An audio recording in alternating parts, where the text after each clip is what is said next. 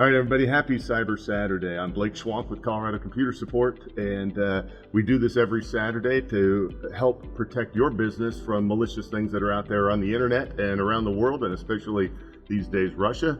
And I'm here with a good friend. Why don't you introduce yourself, Earl? Sure, Earl Foote from Nexus IT, based in Salt Lake City, Utah, just across the mountains from Blake and his team. We've been longtime friends, been in a lot of best practices groups and stuff together for a long time. So. Yeah, and it's a great relationship because we're able to learn from each other. You know, I think as IT businesses, we need to get out there, meet each other, learn from each other. And you were telling me you did a show a couple weeks ago on the radio about what's happening between Russia and Ukraine.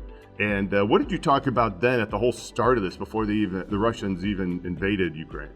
Yeah, so I think it's really interesting. I think I'm not one to, I don't like to over speculate, right? But I think honestly what we're seeing the evolution of warfare. And I think what we're beginning to see is that nation states, if they're planning physical, warfare, physical attacks, they're using cyber tactics as wave one in order to cause chaos, pandemonium, destabilize populations. We saw, just a few days before, actually when Russia started lining up on the border of Ukraine, we started seeing the federal government for Ukraine, basically all their websites hacked with a message that came up and said, be afraid, expect the worst, on their banks, on all the, organizations affiliated with the Ukrainian government in any way, and then banks were hacked, people were denied access to their funds,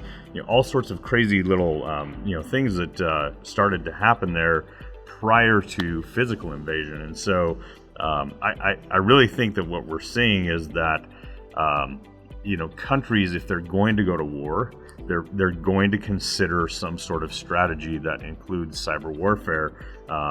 You can take out so much more in terms of targets in a much quicker, manner. So, yeah, I think it's unfortunately an evolution. It's honestly, it's a little scary. Yeah, it's very scary. Yeah. And I thought it was interesting, though, on the flip side, we were able to pull a lot of their message platforms off. I don't know if you saw Facebook pulled the plug on their national, media and stuff off of Facebook because they were spreading disinformation. Yeah. So when we're talking cyber warfare, a lot of it I've seen focuses more on large government contractors, on the federal government itself, the DoD itself. Yeah. What do you think the risk is really to, you and I both have a lot of medium-sized, large-sized businesses that are not in the DoD space. Are they at risk right now from the Russians coming in after them and going after their stuff?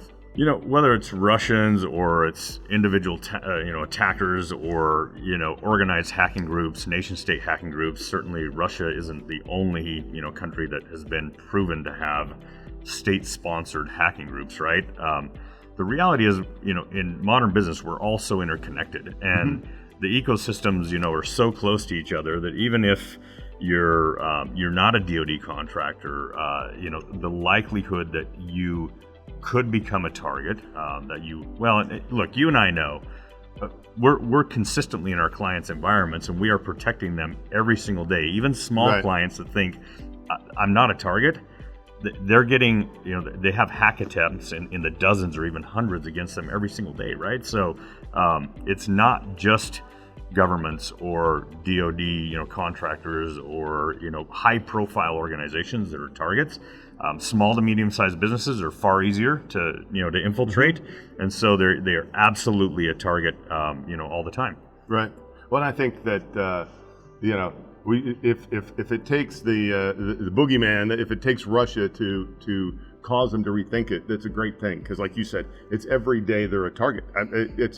I've been to a security conference last week, a security conference this week, and one thing that pops up over and over again is the ease that it is for anybody to go buy ransomware as a service, which is just insane that you can go put in your credit card and you get paid support from a ransomware gang to help you deploy your ransomware against your enemies. It's terrible. So most likely, while Russia is a risk for our global economy, for the United States as a whole, I think the day-to-day, every time they wake up, risk is really the guy down the street that wants to do them harm, or somebody who's just going out against 100 small businesses because it's so easy for them. So Totally. And I think right now, it starts a conversation, and at least with our clients, we have, if they don't have every tool in place, at least they have the ability to recover. So if they are hit, because the threats change every day and the responses change every day, and the tools that come out, there's new tools all the time to protect from a different type of attack. At least our clients, and I would assume you're the same way, have really good backups in place. So if the worst case happens, we go back, we restore, we put their business back in order. And I think that's at a minimum what you got to have in place. Ideally, you've got the full stack of 6, 8, 10 different solutions in there to protect things in layers, right? Yeah.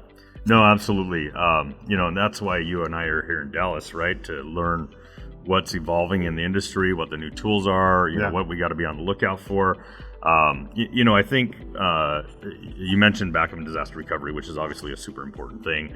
Unfortunately, that's not an end-all be-all at this point. Right. With data exfiltration being a part of ransomware 2.0, really, that is... you need your backup disaster recovery program in order to get back to business, but you may still be in the situation where you have to pony up for a ransom, and you've got to be thinking about other strategies. Anyways, overall, Blake, I think for small and medium-sized businesses, 15 years ago, this was a kind of a single layered approach. Right. As you have an antivirus software, you have a firewall, and you're in pretty good shape.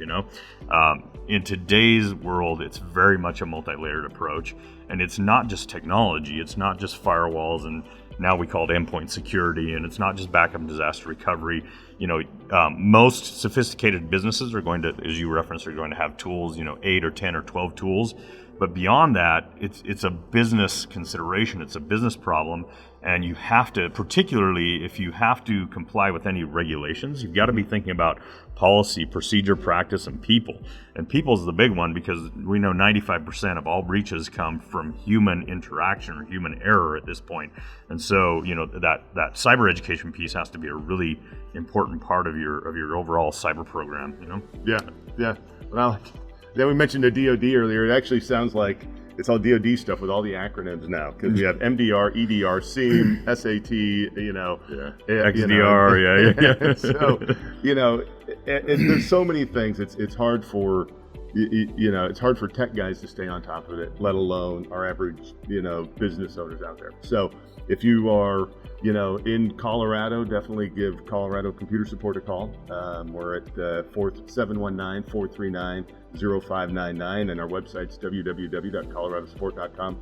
If you happen to be in Park City, beautiful Park City, or in Salt Lake City, call Earl at Nexus. What is it? Yeah, Nexus IT. Nexus IT. Yeah. On the web, it's nexusitc.net, and phone number 801-839-7006.